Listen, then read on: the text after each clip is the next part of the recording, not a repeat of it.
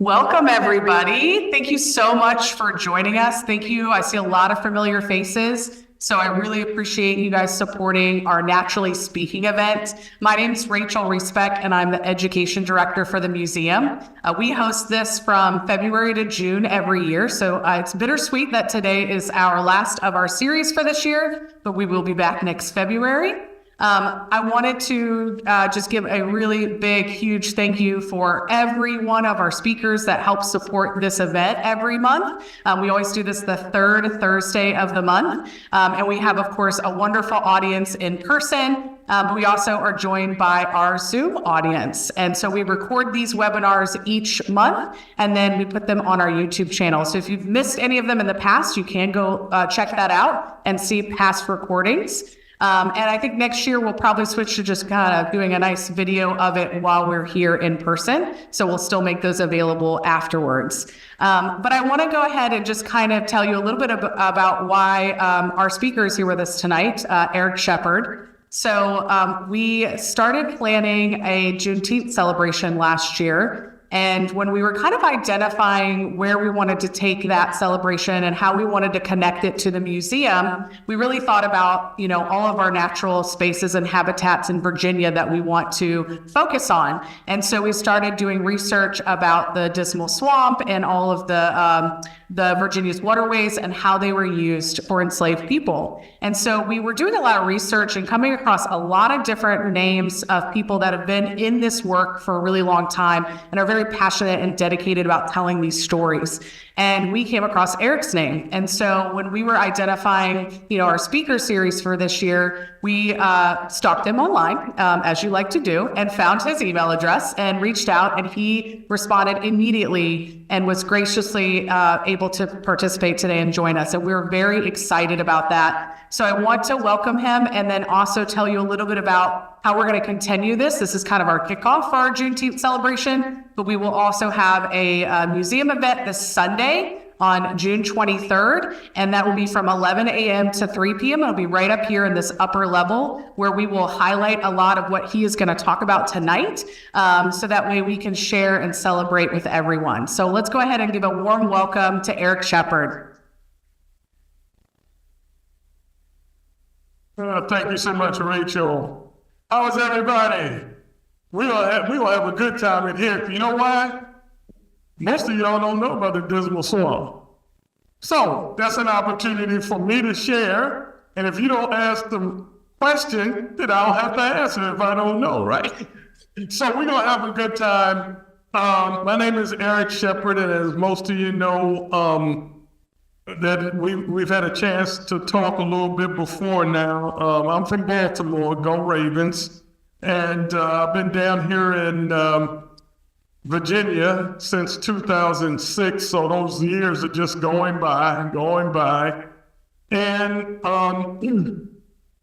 it's not by accident, but coincidentally, I started doing genealogy research about 2000, 2001, and so didn't know much about my father's side of the family, even though he and my mother stayed together until she passed. I mean, it was always my mother's side of the family we got to know really well. So in about 2000, 2001, I started doing research on my father's side, and so I did the Sheppard side. And, where that ancestry is, it comes out of near a place called Morehead City, North Carolina. And then I started to do my father's mother's side. And most of them were born in Chesapeake, Virginia, down in the Fentress area. And I said, well, let me go down there and see what I can find out. So by that time, I was a little bit seasoned. I know how to go in the archives and the libraries and do the genealogy research and connect with some institutions, if you will, that's supposed to have information like the churches and the funeral homes and the cemetery. So I was a little seasoned when I first came down here, and I asked my father's first cousin, his name was Clinton, Sonny Grandy. Everybody has a nickname down here, all those relatives, but his name was Sonny. And he told me, The family comes out of Camden, North Carolina. Never heard of it before. And none of them, even those relatives at that time, knew nothing about Moses Grandy. I went down to Camden County, and one of the first things I did was found out the church that my family was going to down there. And there was a church called New Sawyers Creek Baptist Church. And said, okay, and somebody after the service told me, oh, you know, your people buried out there. And so that's how I went, and then things just started building up. And so it all led me to be right here, right now, doing this story to share with you and see how we can help each other get more of the story. So I started off with the topics I'll cover, a little bit of the family tree, if you will, from the Grandy side, the Moses Grandy slave narrative. Anybody read the Moses Grandy slave narrative? A little bit? Okay. And then to talk about the Great Dismal Swamp, with some stories that are just starting to come out in now, nationally as well as internationally. So we got a real treasure here for the history, the environment, and I think for the future, for a project I'm working on, the Dismal Swamp plays a role. And then we'll have some Q&A. So to get into a little bit of the Grandy family overview, this is what I did, very kind of rough. My great-great-grandfather name was Edmund Grandy. He was born in 1827. Those are his offspring there. And my great-grandfather was Thomas. And then you see my grandmother, Eleanor Grandy, there. The other person in blue under Lily Grandy, she married Willoughby Spence. And that was cousin Golena West Hughes that I met at that church when I came in. She was 90 at the time. What a find for somebody doing genealogy research. But you have to gain the trust of people, not being selfish and wouldn't just put information out. If they trust you to do the right thing with the information that you have. So from not knowing hardly anybody, on the Grandy side, this came up. Now, Moses Grandy, we'll get into his story in a little bit, and that's the reason why I was able to capture some information from that slave narrative. Even though it's not said, I believe Moses Grandy was my great-great-grandfather's uncle. And the reason that I said that, not many people know this, but Moses Grandy's son, named Thomas Grandy, name stayed in the families a lot. Thomas Grandy was born in 1827 as well. So I think they were cousins, and Moses Grandy's story is phenomenal. I think it would make Dark Play an excellent movie if somebody wanted to work with me on that. But the other thing was the clues he left in that slave narrative allowed me in, what year was that? 2003. I was able to reconnect or connect with Grandy family members, and 140 of us had a reunion at the Chesapeake Conference Center, 2006, and I would say 85 to 90% of us didn't know each other. It was all based on the clues that Moses Grandy left. There's my great-great-grandfather Edmund Grandy's headstone, right out in the back there in New Sawyers Creek Baptist Church, right in Camden County. Have y'all been down to Camden County, connecting with the Great Dismal Swamp? Well, now they have information. They have a museum, and they have a visitor center there. A lot of people have a lot of this information we was able to share over the years. So that's the cover of Moses Grandy's slave narratives. Published, it was written in 1842. It was published in 1843. Moses was born in roughly 1786. Oops. And he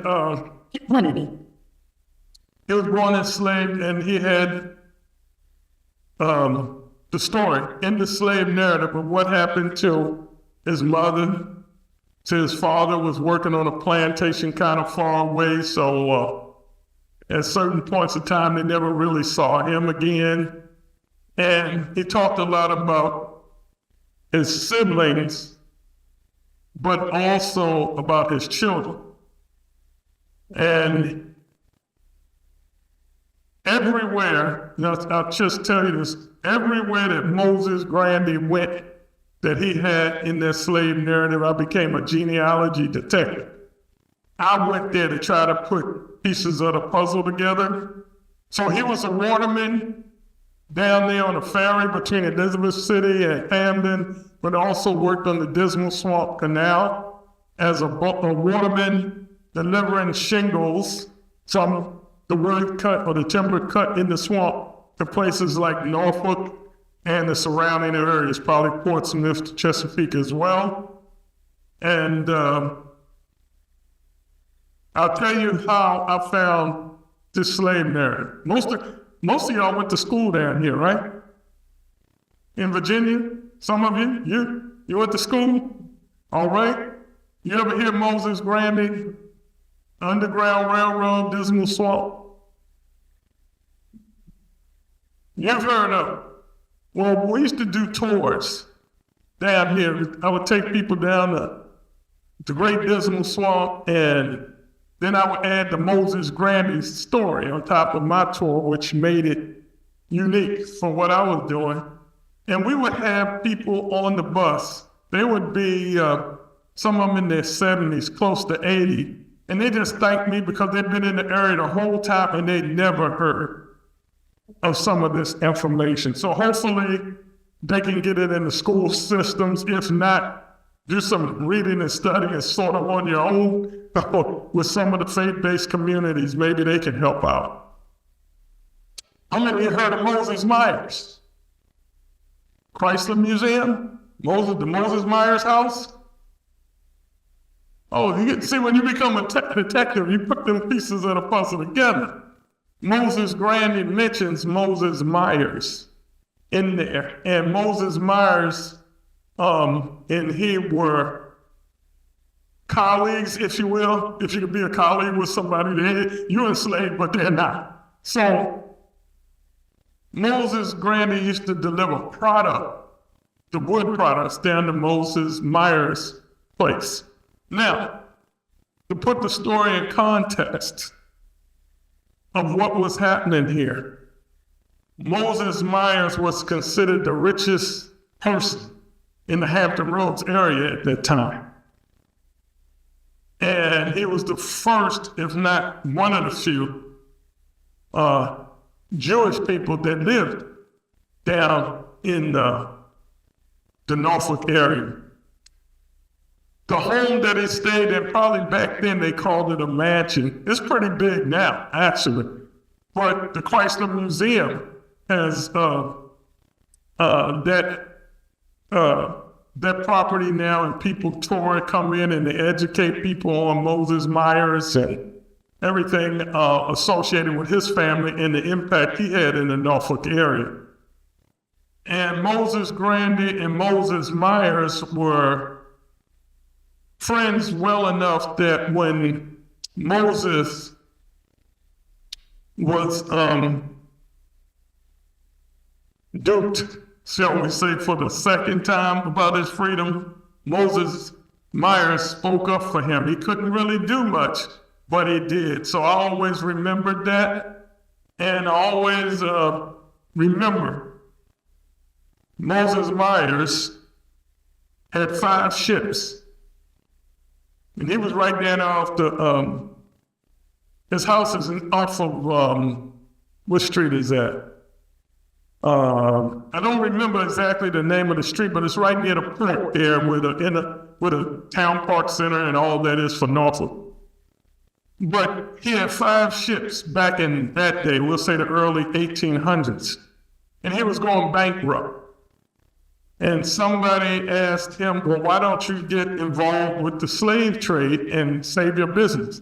And he refused to do that. So he went bankrupt. Now, I believe some of his relatives later got involved with that, but that was commendable. And as far as I'm concerned, everybody should know in this area about Moses Grandy and Moses Myers. Back in that day, they were trying to do something to help humanity. That the reason, the scientific reason behind how I found out about Moses Grandy was when I was down in Camden County at that church and in that area. I looked on a map and there was a place called Grandy, North Carolina, as you go towards the Outer Banks. Y'all ever seen some of you seen that? So I said, well, maybe that might have something to do with my ancestry as well. I got back home to the Baltimore area, and I think it was Yahoo or Google at that time, whichever one it was. Let me Google Grandy, North Carolina. Up pops the slave narratives. What a blessing. I mean, it was right there. It's almost like it's like they're waiting to share that with me. And I got that information, and it just led me into making some of the moves I made in my career and on this journey. Now, there's myself, and that's the great grandson of Moses Myers, and at the Chrysler Museum down there. This was like in 2012, maybe 13, and there was his family, his sister there in red, his wife on his right side. Both of them have passed on now. And Barton Myers, that's his name, is still out in California, but he has a home in Connecticut as well. And to my left on that picture is the executive director of the Chrysler Museum. So now, when you go through that Moses Myers house, they got the slave narrative, they got more information, and they're sharing a lot of the story there. And that was before you got Moses Grandy Trail. We had that, and there was Congressman Randy Forbes. And so we can see that was in 2006 that happened. Now, when some of you go by, was that the Deep Creek area of Chesapeake, you'll see a sign saying Moses Grandy, and underneath that is George Washington Highway. Anybody know why both of them are right around the Dismal Swamp?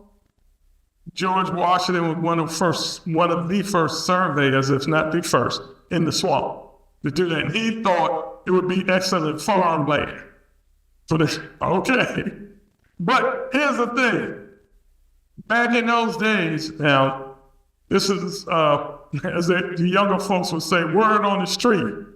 Was back in those days, the Great Dismal Swamp was about 1 million square acres.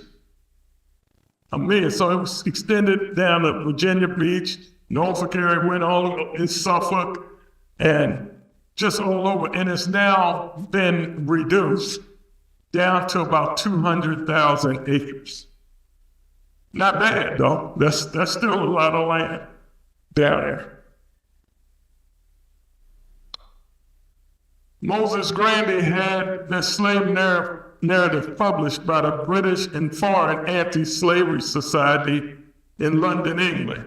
Yes, I went over there following right behind him. In that organization, the British and Foreign Anti-Slavery Society still exists to this day. It's called Anti-Slavery International, which is a sort of like an indictment on us that they still are in existence, trying to tackle that enslavement problem. Then we get down to Dismal Swamp State Park. How many of you been there, Dismal Swamp State Park? Okay, about half the audience. And how many have been to the Suffolk side of the Refuge? Safe to say. How many have been to Lake Drummond? Okay, you got a few other. So I think what I think y'all ought to do is get a tour bus, leave from here, and go right out there. Have a good time, now that you have some of this history. And that's when I was there with the superintendent at the time. Her name was Joy Greenwood. And we got a plaque down in the Camden County side recognizing and honoring the enslaved ancestors that hand dug that Dismal Swamp Canal.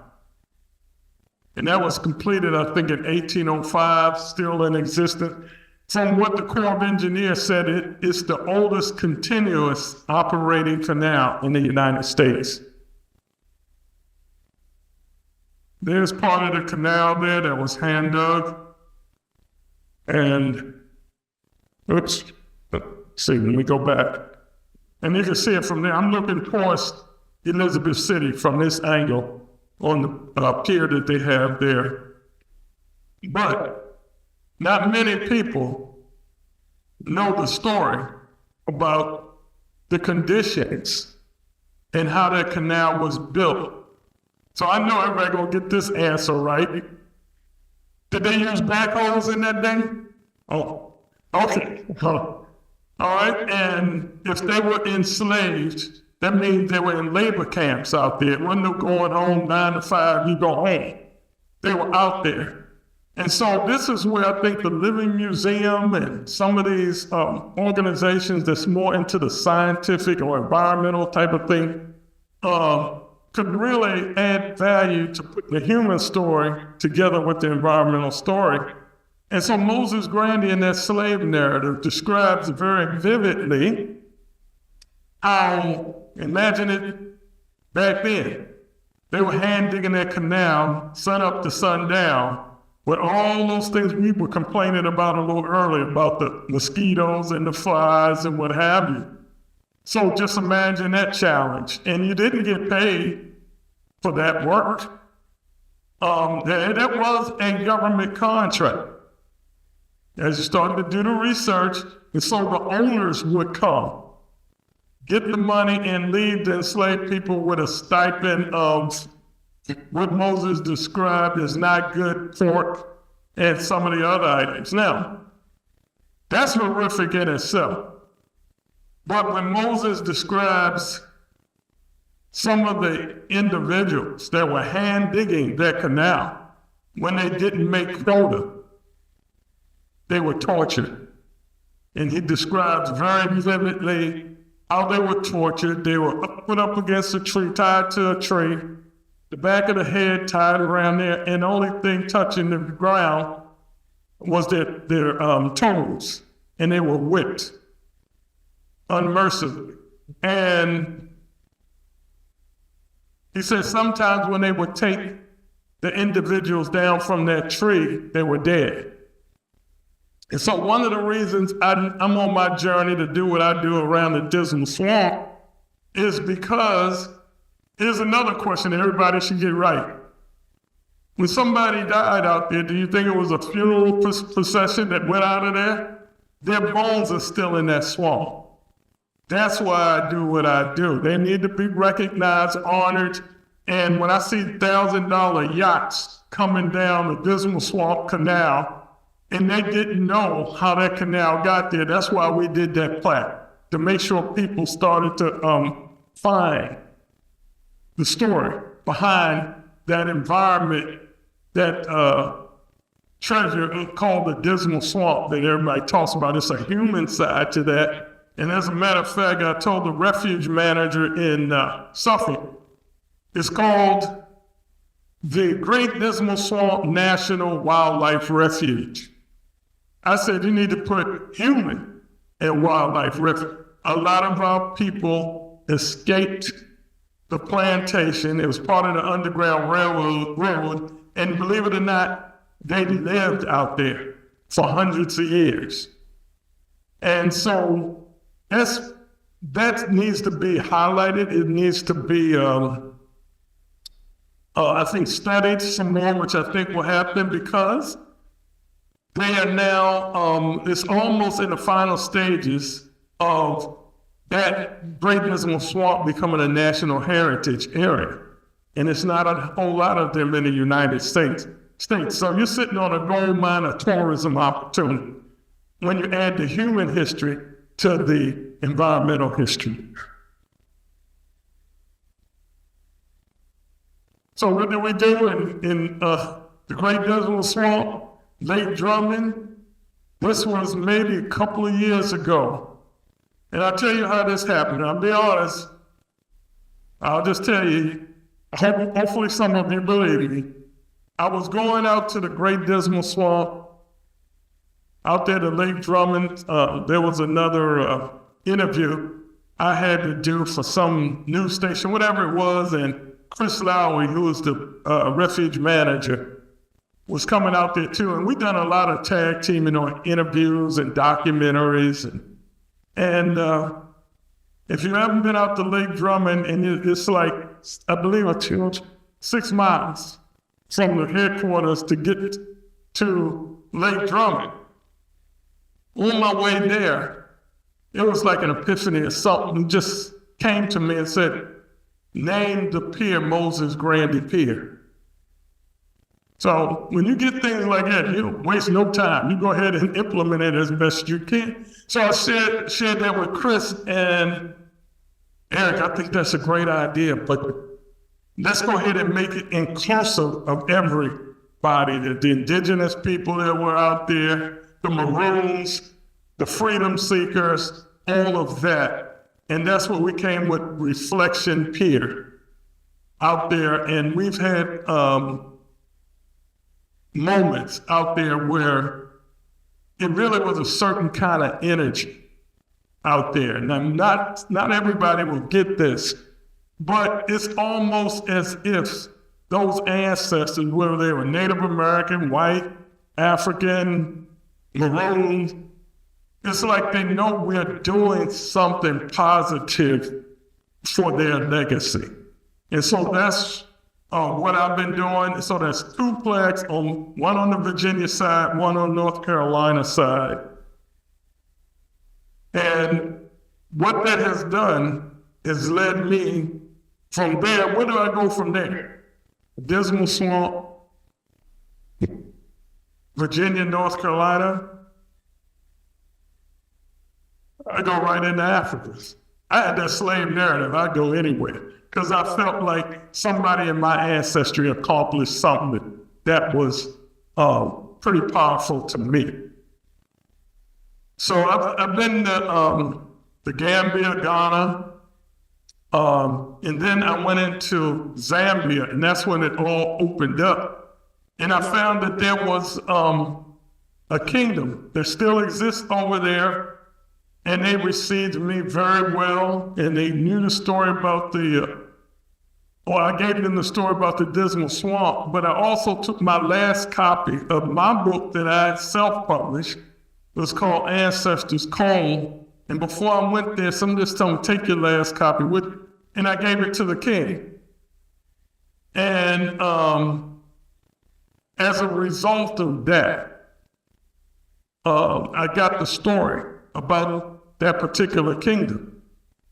The Great Dismal Swamp National Human and Wildlife Refuge matches up with the Barotse Kingdom. Their 10th king, his name was Mulamba Sintulu. And this was in the early 1800s. The Arab slave traders used to bring our ancestors through their kingdom on the way to Angola down the Zambezi River, and then where? From Angola over here, or over in Brazil, or the Caribbean. And he stopped it. No more. You will not do this anymore. So what happened when I first went to the kingdom and found out the Angolans that were escaping enslavement found refuge in the kingdom? And they came out and greeted me and danced and everything. So they're descendants of people from 400 years ago. And I said, wait a minute. The terrain over here, the heat, If you want to know how them Africans knew how to survive in there, I can take you to Western Province, Zambia. I'm not saying that the Native Americans didn't show them something, but I know they showed the Native Americans something. That's how they knew how to survive. And then people would think, oh, they just enslaved a bunch of farmers and prisoners of war. You had warriors out there. That's why you couldn't go in the swamp and just run ramshod over people.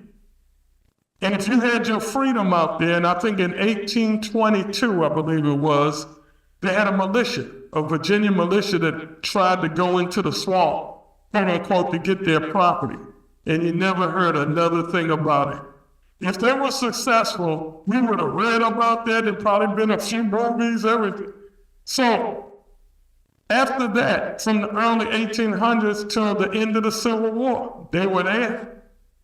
And the thing of it is, back in that day, and some of us have worked on top secret programs for the government, they knew how to keep a secret.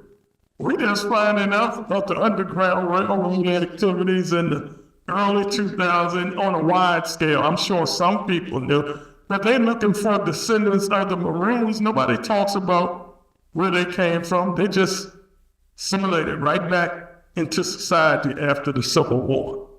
But what a rich history.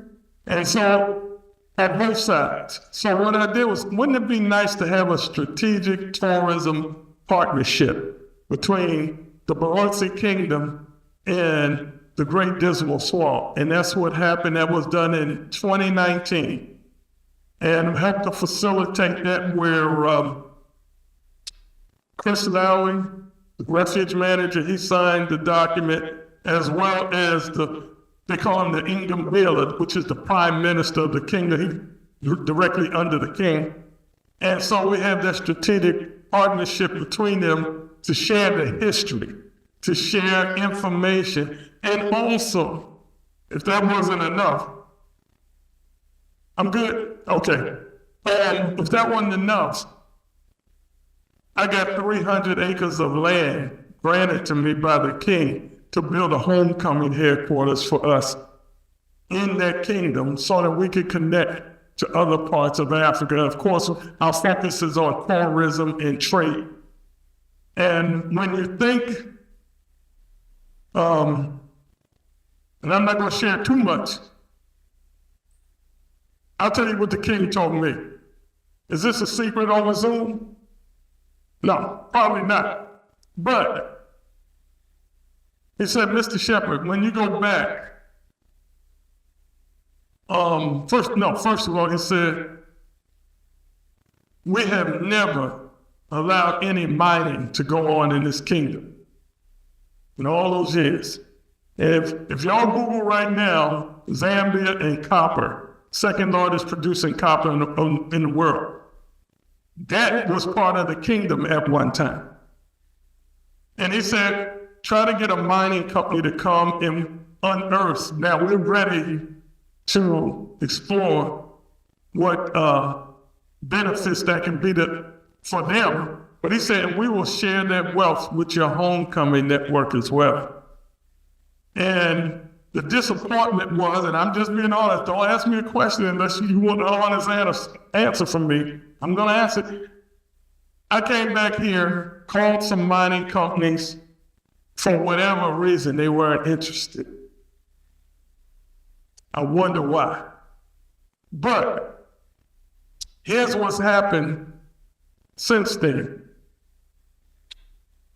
We're still in the process of trying to work with some people to explore those opportunities. But it doesn't take what we would consider a whole lot to get started, in my opinion. If nobody helps you, do they need shovels? Do they need picks? Do they need a geotech surveys and stuff like that? Whatever it takes, start off as small as whatever you need to get something accomplished.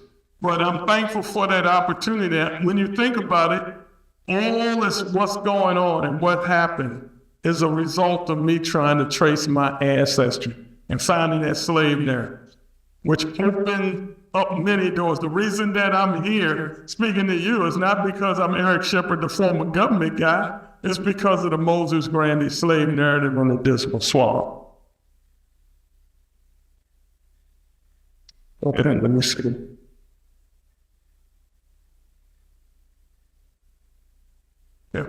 Yeah. Remember in 2019 when everybody was talking about the 400 years here, 1619, 2019, and they had all those activities at Fort Monroe and some other places, celebrations. I was led to go back at the 400-year mark. Yeah, I took a delegation, it was about 12 of us that went back. My wife happened to be with me. She needed to witness this too because I know many people wouldn't believe me. Maybe they'll believe her. And so we went back there, and I just wanted to show y'all that. Look how we were greeted.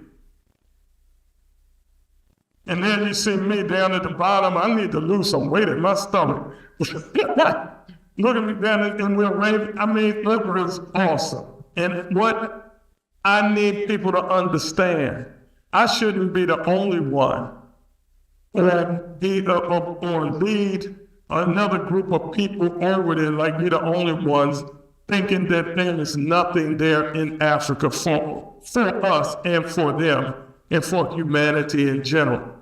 So what is that from a genealogy research activity? And I'm from Baltimore, one of the warehouses in Baltimore, to be in another country that the kingdom is still there and to be received like that. What a blessing that is and was. And so with that, did I do over 25?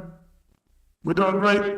Okay, I'm going to open it up for questions and comments now and say where we can go from here. Because it doesn't stop there with that activity there.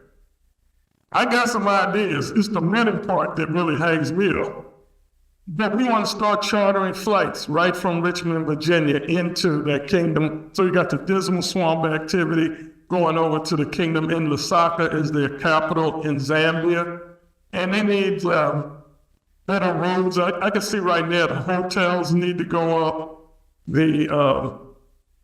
Not only the mining opportunities, but all kind of trade or opportunities for businesses here to connect up over there. So that's what I see as the future. And it's something about when they say in the Dismal Swamp and the plaque that we have there now. And I don't know if you can get a good picture. You probably can't see it there, but if you get an opportunity to go out there, it talks about freedom seekers as well. And so it's not over to me. We're still seeking freedom and restoration. And if connecting back with Africa on an economic and cultural scale helps them and helps us, I'm all for it. I see that as the next step. And that was those charter flights and that movie we're gonna make at some point. I'm hoping then the more the word gets out and we're able to do some positive things for the next generation and the generation coming after that. So with that, I'll just go back to the Q&A and see if there's any questions. Yes, ma'am.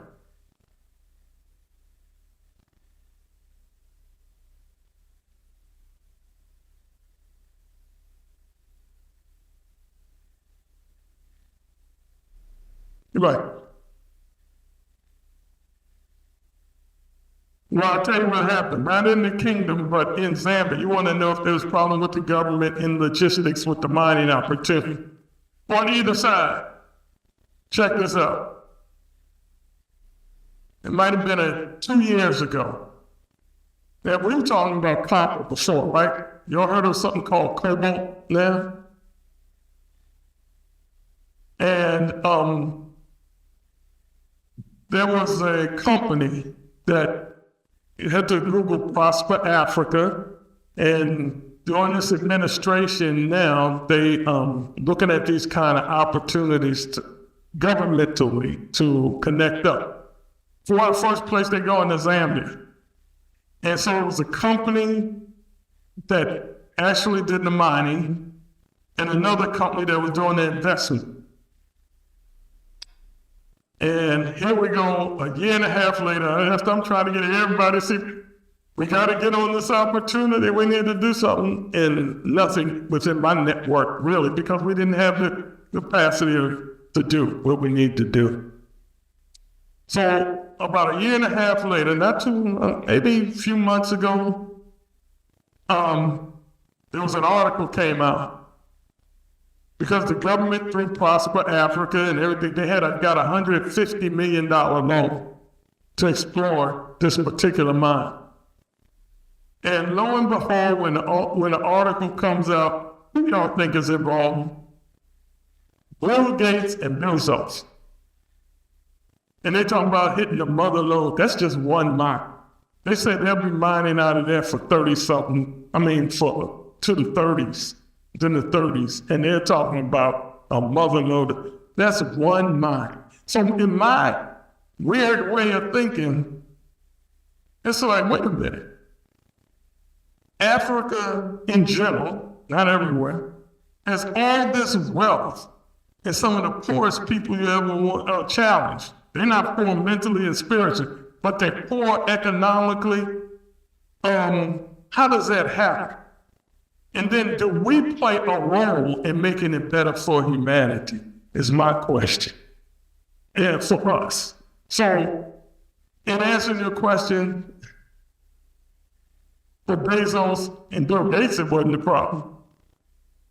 And that just tells you the kind of opportunity that you can get the attention of those guys to get there. And every mine doesn't have to be the mother lode like that.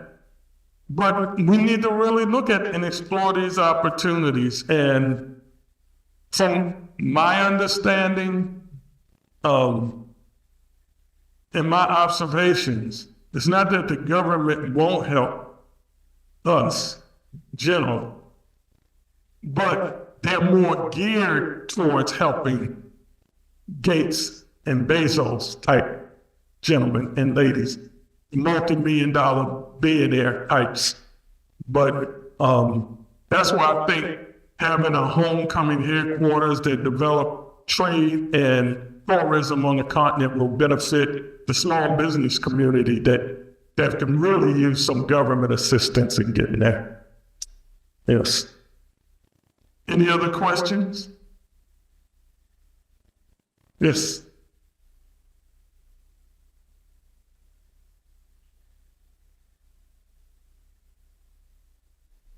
I hope so. I hope some of the wealth that they generate from those mines actually helps the people there. I hope it does.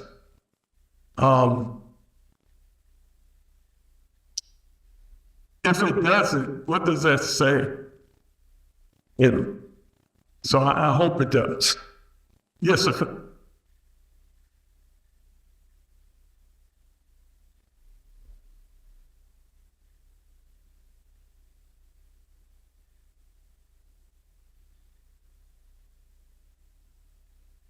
No, they never think, well, I've never been in any of the countries I've been in Africa where they thought genealogy was serious. It means everything, especially in an existing kingdom over there, where you got what they call no different than England, you got the royal family, right? The genealogy means something to them. Of course it does. The same thing in Africa, no difference. One is struggling very much financially, and the other one doesn't seem to be. I don't know if they are or not in England. But no, I don't think anybody finds genealogy a joke. When I first got over there to that kingdom, they apologized to me for their participation in the slave trade because they knew it was some of their what they call their children of the kingdom that got caught up in that. So they apologized for that. And here's the challenge. The challenge for us is not that they don't care, we don't care. Now, you're going to find people just looking at greed everywhere you go. If it ain't about dollars and cents, they don't care. You understand that. But most people, just like anywhere else, they would want a way, if possible, to put those families and those communities back together. And that's what we are doing, even on a small scale. And I found out because I was given, y'all see the name up there, Mubita. The king gave me that name. It's a Lozi name. And so I changed my company name to Mubita LLC. And I know it'll be recognized over there. My challenge, if you will, is to make sure it's recognized over here and it can open up doors over there. But one of the indunas was one of the advisors to the king. They asked me, do you know what that means when the king gave it? Yeah, I'm blessed to be able to do it. He said, no, you have just as much rights here as we do. That's how I was accepted in. And when I bring people there, I ain't talking about people that from here that don't even go there. I'm about making them honorary members of the king, so they have a place they feel like they belong, that they can connect to. And I tell you, if they started World War XX, right now, everybody in America got somewhere to go except for African Americans with enslaved history here who don't know where to go. Just think about it. Italians head to Italy, British head back to England. Well, they got some ancestry, some lineage, except for us. So I'm saying, okay, the genealogy is one thing, but where you welcome back to the African continent is the major thing, and that's what we can offer people. And it's just not the genealogy aspect of it. There is a certain part of our wellness, and nobody wants to address the trauma over 400 years. And still to this day, you're experiencing that. And there was one gentleman, the film crew out of Canada, and the producer, this was during COVID time, so, he called me, they were gonna come down to the Dismal swamp and they were gonna film.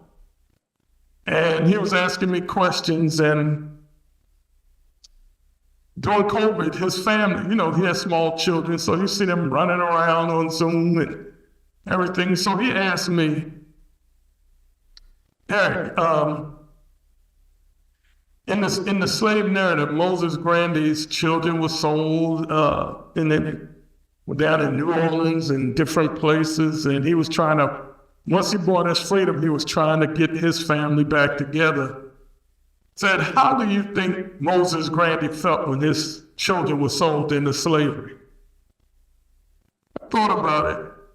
I said, you see those children running around there that you have right there in your house? How would you feel if somebody came up, picked them up and sold them into slavery and you never seen them again? It would be no different. And that's what we got to help people to see. What has happened to us in this shameful history, but it all has a reason, I believe, behind it.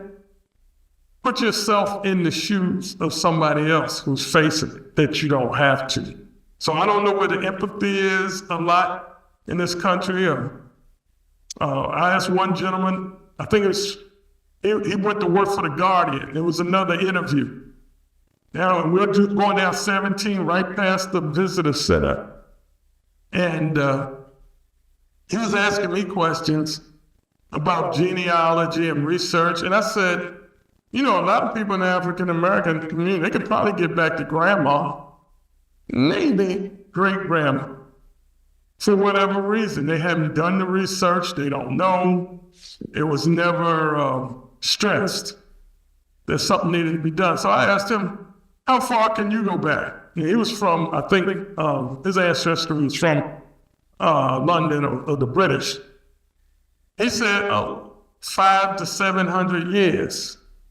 Oh, see the difference?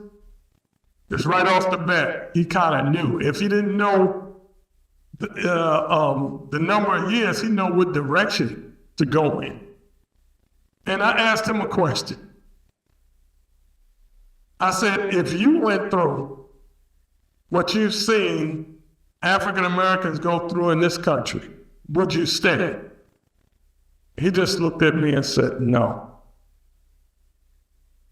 You see, so when you turn those questions around and people start to then reflect, like reflection period, on what happened and what we need to do as a society to correct it, I think we make significant inroads.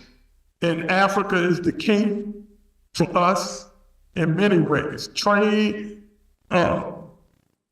and the healing aspect of this, the wellness part, a lot of those things are needed on both sides. And people don't understand, internationally, everybody impacts everybody. Right now you got, from what I'm seeing on the news, you got Russia going into Africa trying to establish those ties. And the Chinese been over there. And everybody's over there, and their question, well, we're the Americans. Now we're starting to come, but it's like we late to the ball game. So that's the impact that what we do now can benefit the future. Any more questions, comments? Okay, oh, yes, from Miss Carrollton, Virginia. All right.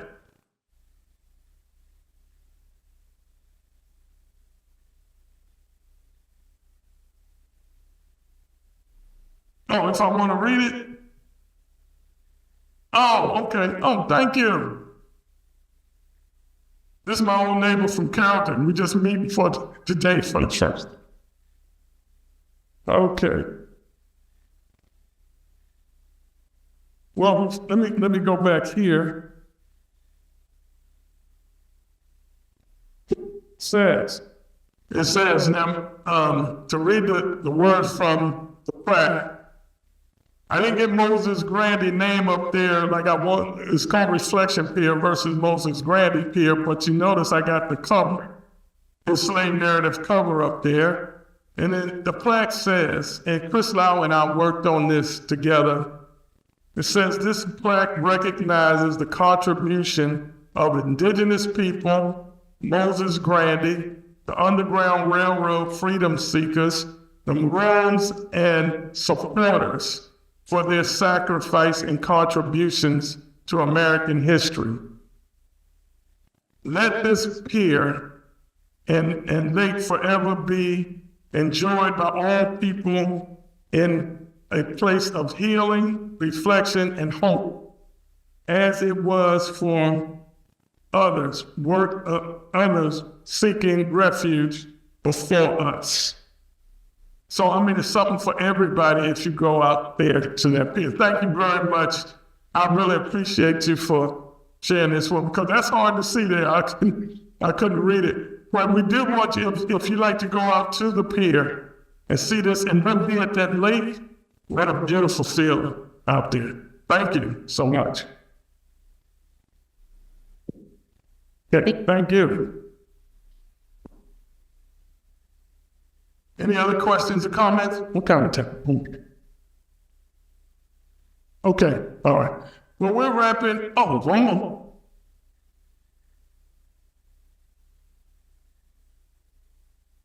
Tell you a little bit about the Maroons. Okay, the little that I know, because they were able to keep a lot of information secret. But in the swamp, wherever there was like a little hilly ground or ground raised up, that's where they would build their homes and have their farms, however large it was. And they stayed out there, and from my understanding, they still traded with some of the enslaved individuals and maybe even some of the owners of enslaved people in and around the swamp.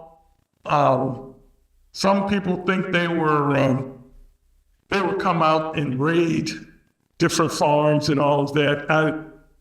I don't think there's any real conclusive evidence of that. They did what they needed to survive.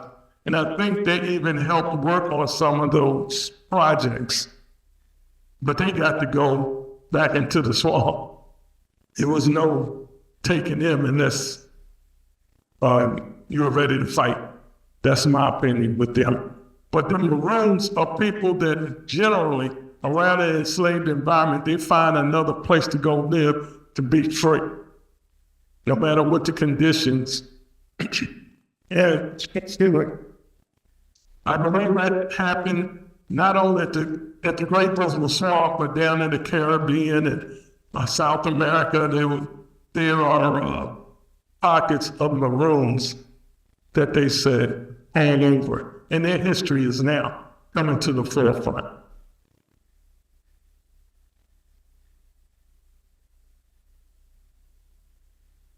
Okay, well, thank you very much for your time. You've been a great audience. I really appreciate it. Thank you much. Awesome. Thank you. Thank you so much, Eric, for sharing all that with us. I hope that you guys can come back here on Sunday and join us for our Juneteenth celebration. We are going to have some activities to help people understand about those maroon colonies and understand that connection to the Great Dismal Swamp as an underground railroad. And we are going to work together and do some team building activities to really help commemorate that working together to have a better future. So thank you again for coming out tonight. Thanks for joining us, and let's give another big round of applause for Eric Sheppard.